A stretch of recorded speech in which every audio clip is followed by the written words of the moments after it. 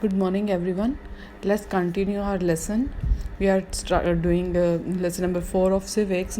Our next topic is lives of domestic workers. So, in the story above, we have read the conversation that the domestic work doesn't have people don't give much value to the domestic work. So let's read the topic. In the story above, Harmeet's mother was not only one who did the housework. A lot of work was done by Mangla, their home domestic helper.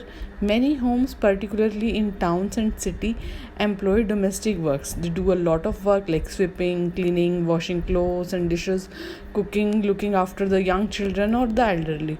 Most domestic workers are women. Sometimes even young boys or girls are employed to do this work. Wages are very low as domestic worker does not have much value.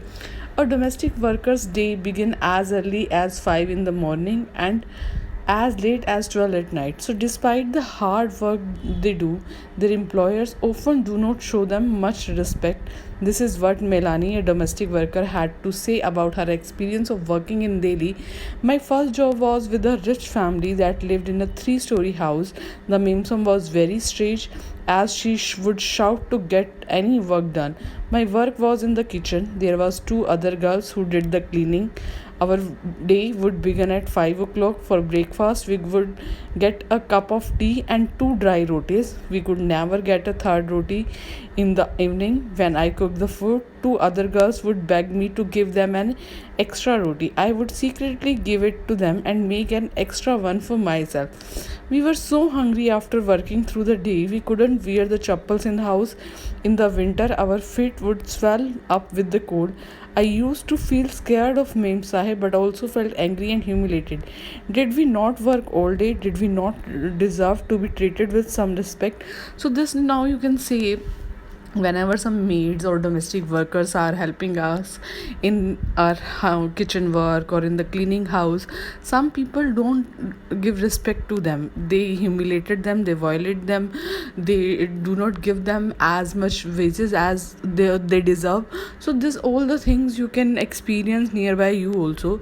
So in fact, what we commonly term as housework actually involve many different kinds, and we simply think that what is the big deal in this and what is the big task in this.